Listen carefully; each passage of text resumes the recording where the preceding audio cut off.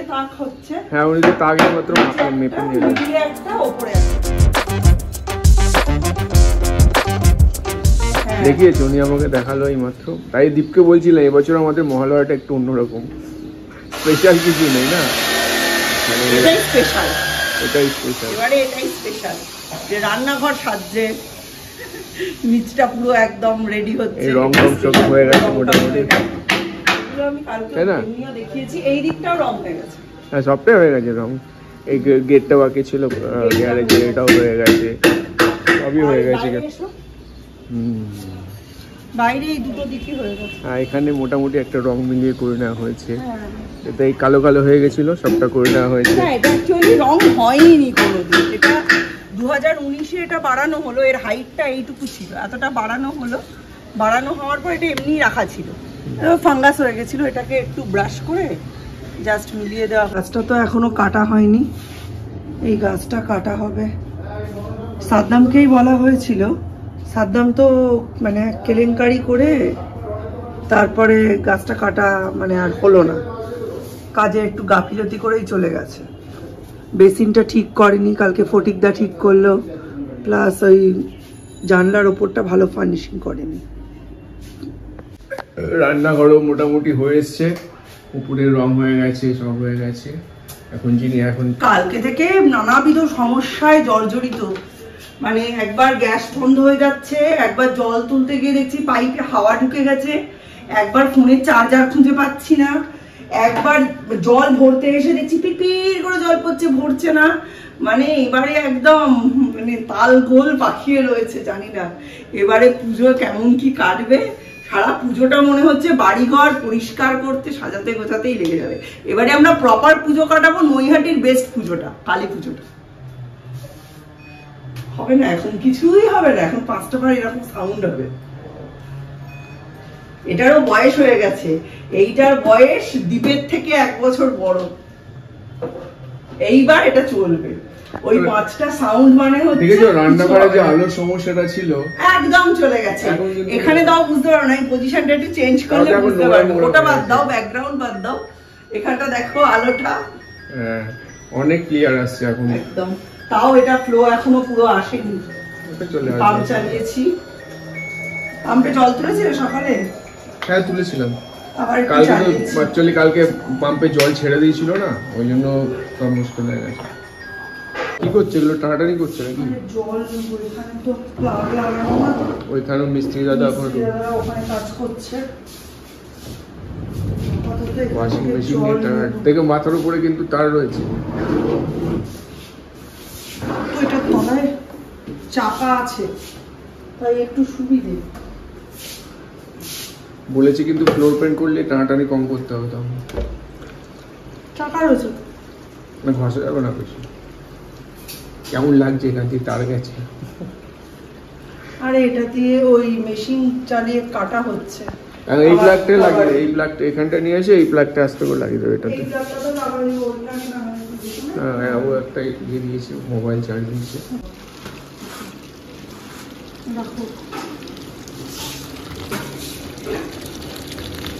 অনেক জমা জমা গেছে কতদিন। শীতকালে যেটা হয় সেটা হচ্ছে, শীতকালে জামা কাপড়ে ক্রিমের ময়েশ্চারাইজারের গন্ধ, আঠালো একটা চিটচিটে ভাব হয়। আর গরমকালে কোনো জামা কাপড় একবারের বেশি দুবার পরা যাচ্ছে না, জলের ফ্লোটা বাড়লো।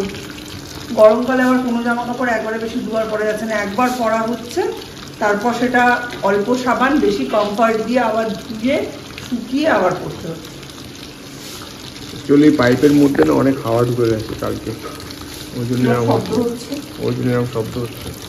হাওয়াটা যতক্ষণ না পুরো বেরোবে ততক্ষণ এরকম। কালকে তো আমি 3 বার চালিয়েছি। প্রথমে দিদি যখন স্নানে গেল, দিদি বললো যে জল পড়ছে না, চালালাম। তারপরে আবার আমি কল খুলে দিচ্ছি, জল পড়ছে না। আমি আবার ভাবলাম তখন তাড়াতাড়ি বন্ধ করে দিয়েছি, বুঝতে পারিনি, আবার চালালাম। তারপরেও দেখছি জল পড়ছে না, দীপ তখন স্নানে গেছে, তখন আবার চালালাম। তখন আমার সন্দেহ হলো, আমি যাই তো ওপরে গিয়ে দেখি, তারপর দেখি ওই কীর্তি। আর বেশি চালালে নষ্টই হয়ে যায়। এই যে এখন বেরোচ্ছি, আমার 12টা 15 ট্রেন আছে গেদে শিয়ালদা, ওটা করে এখন আমি সোদপুর যাবো। এন্ড এখন 2000 পেলে হবে আজকে পেলে আজকে ফুটবল খেলতে যাচ্ছি টুর্নামেন্ট এমনি জাস্ট নর্মাল ক্যাজুয়ালি খেলো বাট টার্ফে কোনোদিন খেলিনি ওটা একটা নতুন এক্সপিরিয়েন্স একটা ঠিক আছে জায়গাটা ভিডিও তুলে আমি দেখবো আচ্ছা ঠিক আছে মোবাইল নিবি হ্যাঁ ঠিক আছে টাটা চার্জ আছে তো? টিকিট কাটা হয়েছে রিটার্ন?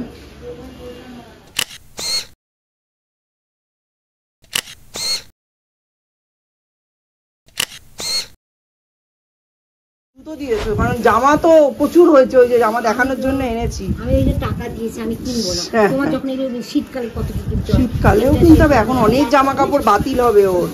আর এই এটা জুতো, দিয়ে এটা কি করবা? এই যে সূর্যের পুজোর জুতো হয়ে গেল। এই যে কিন্তু ঠিকই আছে। এইটা 2 বছর অবধি পড়তে পারবে, এই বছর আর পরের বছর। এখন ঠিক আছে, এখন ঠিক আছে। ঠিক আছে এখন ঠিক আছে। পরের বছর অবধি পড়তে পারবে, এগুলো তো রেগুলার ইউজ শোনো, হবে। এগুলো তলায় এগুলো পরিয়ে এক একটা জামা পরিয়ে। হ্যাঁ হ্যাঁ, এই যে এটা প্যান্ট। প্যান্ট নিয়ে তো সমস্যা নেই, সমস্যা হয় জামা নিয়ে। সাদাই একটা, এই যে পেটে গিয়ে আটকে যায়। পেটে আটকে এই যে আমাদের বাড়ির সবকটা বাচ্চারই সমস্যা। সূর্য ঘুরতে গেছিল রাজার সাথে, এখন ঘুরে বেরিয়ে ফিরলো। মিস্টার বিশ্বাস গল্প করছেন। এখন বাজে রাত প্রায় 7:30। দুটো পড়া ছিল বলেছিলাম সৌম্যর, একটা 5:30 থেকে 7:30, আরেকটা হচ্ছে 8টা থেকে 10:30। তো ফার্স্ট পড়াটায় তো গেছিল, কিন্তু হঠাৎই তারপর ফোন করে যে মা আমি বাড়ি চলে আসছি, তুমি বাবাকে একটু পাঠাও। ওর বাবা গেছে সৌর্যের সঙ্গে জিমে, যাওয়ার কোনো প্ল্যান ছিল না। সৌর্য যাবে ফ্রি হ্যান্ড করতে, তো ওর বাবা বললো তাহলে ওই সময়টায় আমি আয়রন ওয়ার্কআউট যেগুলো আছে সেগুলো একটু ছোট ছোট করে স্টার্ট করি। গেল, আজকের দিনেই ও ফোনটা নিয়ে যায়নি, আর আজকের দিনেই সৌম্য ফোন করেছে, করে বলছে বাবাকে একটু পাঠাও। কি জানি শরীর খারাপ টারাপ লাগছে না কি। অবশ্য পরের দিন আমরা ব্যাপারটা জানতে পেরেছি। সেদিন ফুটবল খেলতে যাওয়ার পথে ও এই সম্পূর্ণ ভিডিওটা করেছে। যে রাস্তাটা দিয়ে যাচ্ছিল সেই রাস্তাটায়, যেটা ট্রেন থেকে দেখা যাচ্ছিল, এত কাশফুল ফুটেছিল। ও বলল যে আমি না নিজেকে রেজিস্ট করতে পারলাম না, এত সুন্দর কাশফুল ফুটেছে। আসলে সেদিন হয়েছে কি, ফুটবল খেলতে গিয়ে ওরই এক বন্ধু স্বয়ং, তোমরা ছবিতে দেখতে পাবে, ওর পা মচকে গেছে আর এত ব্যথা যে ওকে এক্সরে করাতে হয়েছে এবং অর্থোপেডিক্স দেখাতে হয়েছে। সম্ভবত ফ্র্যাকচার, সেটা বোঝা যাচ্ছে না। ও বেচারা, ওই ছেলেটা যতবারই খেলে কিছু না কিছু ওর হয় ভেঙে যায়, নয় মুচকে যায়, নয় ফ্র্যাকচার হয়ে যায়, নয় টেন্ডন ছিঁড়ে যায়, কিছু না কিছু ওর হতেই থাকে। আর ফেরার পথে বেচারির সাইকেল গেছে খারাপ হয়ে। তাই সেদিন বাবাকে ফোন করেছিল যে স্বয়ংকে আর স্বয়মের সাইকেলকে বাড়ি পৌঁছে দিয়ে ও আর অহংদুতি দুজনে বাড়ি চলে আসছে। ওদের দুজনের মধ্যে ওই ফুটবল খেলা আর অরিন্দম স্যারের ক্লাস করার পর আর বিন্দু মাত্র এনার্জি অবশিষ্ট নেই। ওরা পারবে না রাত্রির বেলার ক্লাসটা করতে। 4 জনের মধ্যে 3 জন পারছে না, দীপ, স্বয়ং, অহংদুতি।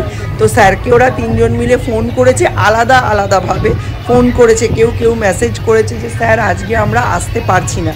তো তখন স্যার দেখেছে 4 জনের মধ্যে 3 জন আসছে না, স্যার ক্লাস বন্ধ করে দিয়েছে। দরজাটা খোলো, একটু রোদ দেখে নাও। চলো, জাস্ট উঠেই 2 কাপ চা করে নিয়েছি, ঠিক আছে?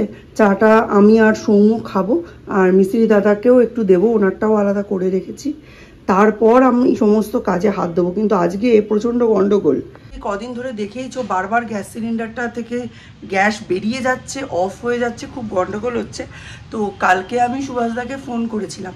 সুভাষদা এসে এই যে রেগুলেটরটা চেঞ্জ করে দিয়ে গেছে। এর ভেতরে যে এটা থাকে না, এটা না ক্ষয়ে যাচ্ছে, তো ওই জন্য নতুন একটা লাগিয়ে দিয়েছে। এই রেগুলেটরটা অনেক দিনের। এই রেগুলেটরটা মোটামুটি যেটা লাগানো ছিল, ওটা লাগানো 2012 বা 14 এরম সময় থেকে, মানে বেশ অনেক দিনই গেল। হ্যাঁ, আর ওটার মানে নিয়ে আর রিস্ক নিয়ে লাভ নেই, তাই এটা চেঞ্জ করে নেওয়া হয়েছে। আর আরও একটা গন্ডগোল হয়েছে, যেটা করেছেন মিস্টার বিশ্বাস। কালকে নাকি অ্যানাউন্স করতে করতে গেছে যে আজকে সকাল 8টা থেকে দুপুর 1টা অবধি কোনো রকম কারেন্ট থাকবে না। মিস্টার বিশ্বাসটা শোনেননি, কিছুই না। আজকে বরং মিস্ত্রি দাদাদের উনি বলে দিয়েছেন যে আজকে ঘরদোর সব ছেড়ে দিতে। মানে সব ঘরদোর ঝাড়া ধোয়া সব আজকে হবে একতলা। তো দেখাই যাক কি হবে না হবে জানি না। ধোয়াধুয়ির পার্ট তো একেবারে শেষে, কিন্তু তার আগে ঝাড়া মোছা, নতুন করে প্লেস করা, এইসব জিনিসগুলো তো রয়েইছে। দেখা যাক কি হবে।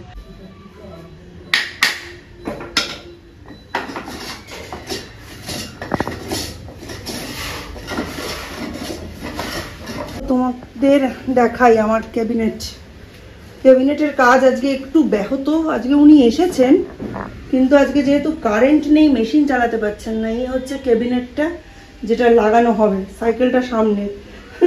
জানি একটু দেখতে অসুবিধা হচ্ছে, দাঁড়াও দেখছি চেষ্টা করে সরাতে পারি কিনা। এই হচ্ছে ক্যাবিনেট, ঠিক আছে। এইদিকে একটা সরু তাক হয়েছে কারণ আমাদের চিমনিটা রয়েছে, আর এইটা 3টে মানে কম্পার্টমেন্ট হয়েছে, টোটাল 6টা, একটা ছোট একটা বড়। ছোটটাকে স্নান করিয়ে দিয়েছি, এই যে গেঞ্জি নিয়ে ঘুরছি, তাকে হাতের মধ্যেই পাচ্ছি না। আজকে ওদের স্কুলে পাঠাইনি, ও জানে মার কাছে আসলেই এখন আমাকে পড়তে বসিয়ে দেবে, ও আমার হাতের নাগালের মধ্যে আসছে না। আর এখানে দাদা কাজ করছেন, আর আমি এখন ওয়েট করছি কখন উনি আসবেন, ওনাকে এটা পড়াবো। ওপরটাও কাটতে হবে, ও সৌর্য তোমার জন্য একটা সারপ্রাইজ আছে, দেখো কি, ওপেন করো।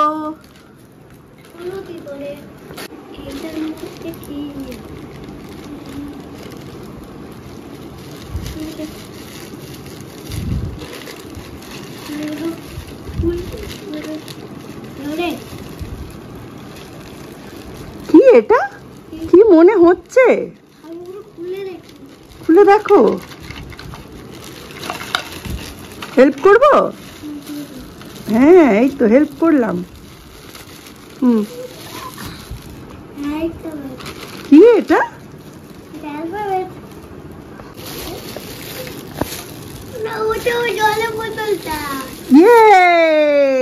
জলের বোতল। এ তো পুজো আমার না, পুজো হচ্ছে বাড়ির, সব কিছু নতুন। তো আজকে একটা দারুণ জিনিস এনেছি, তোমাদের দেখাই, এক্ষুনি দিয়ে গেল। এইটা হচ্ছে সিঙ্গল সাইডেড মাইক্রোফাইবারের গ্লাভস, সব কিছু মোছার জন্য। জাস্ট হাতে পরে নাও আর রেডি।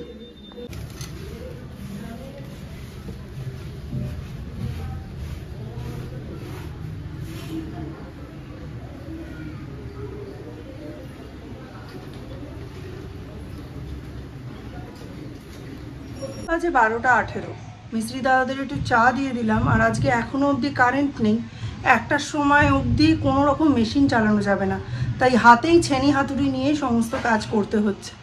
আর বাইরে আকাশের কন্ডিশন না খুব একটা ভালো না। কালকে মহালয়ার দিন সকালবেলায় প্রচুর বৃষ্টি হয়েছে, সারাদিন তেমন হয়নি, কিন্তু এখন আবার আকাশটা গুড়গুড় গুড়গুড় করছে।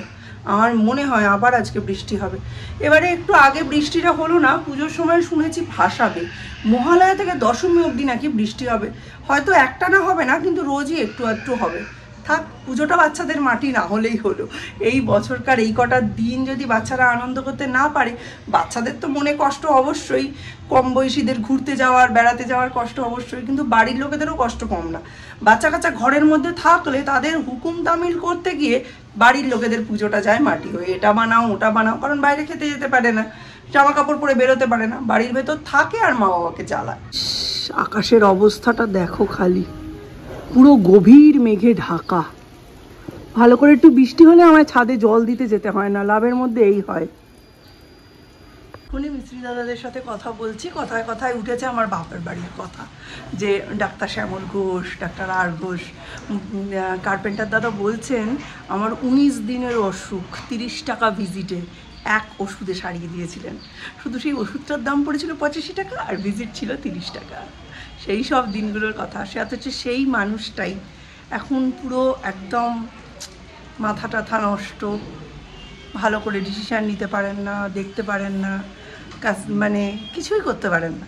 ওনার স্ত্রী 3rd ডিগ্রি বার্ন হয়ে মারা যায়, তারপর থেকে মেন্টাল স্টেবিলিটি একদমই নষ্ট। এই দিয়েছে মহালয়া থেকে শুরু হবে বৃষ্টি, দশমী অবধি চলবে। কালকে সকালবেলা একটু বৃষ্টি হয়েছে, হ্যাঁ। আমার বর বলছে তুমি ওই দেখে বুঝতে পেরেছো তো ক্যাবিনেট কেমন হবে? আমি বললাম হ্যাঁ হ্যাঁ, লাগানো হয়ে গেলে আরো ভালো বুঝতে পারবো, নইলে বুঝতে পারবো না। শুধু ওইখানটা নারকেল তেল দিতে হবে তাই তো, কবজাটায়? আচ্ছা, এইটা আটকাচ্ছে, এইটা আটকাচ্ছে না। নারকেল তেল দিলে সরগর হবে। হ্যাঁ, এটা কি পুরো খুলতে হবে? ঠিক আছে, দুটোই পুরো খুলে ঠিক করে দেন, যেন ছিটকিনি দেওয়া যায়, স্মুথলি ছিটকিনিটা দেওয়া যায়।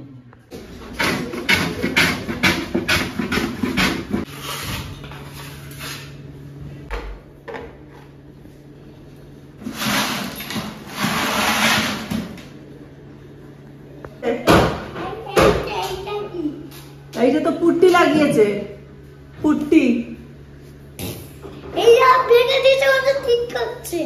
কোনটা? এই তো ঠিক করছে, তো পুট্টি লাগিয়ে ঠিক করছে। নিচে এসো, ওই সাদা সাদা জায়গাগুলোই পা দেবে না, এমনি হাঁটতে পারো। আচ্ছা এসো, সাদা জায়গাগুলোই পা দেবে না, যেখানে যেখানে ওষুধ লাগিয়েছে ওটা ব্যান্ডেজ।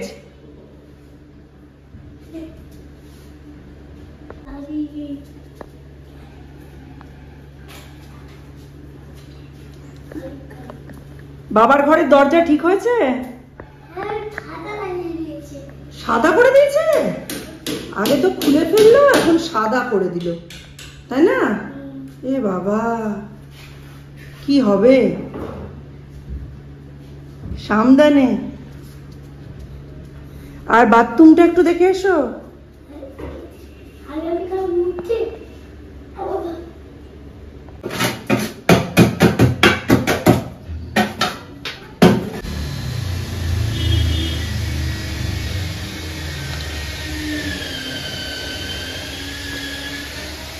জানলা বন্ধ, জানলা বন্ধ হচ্ছে, কিন্তু এই সিটকানের মাথা, সিটকানের মাথাটা সিটকানি ঢুকতে হবে। ব্যাগটা দিয়ে যাও। চার্জটা দেওয়া হয়নি ঠিক মতো, সুইচটা দিতে আমি ভুলে গেছি। ও সরি, দাও। হবেই না।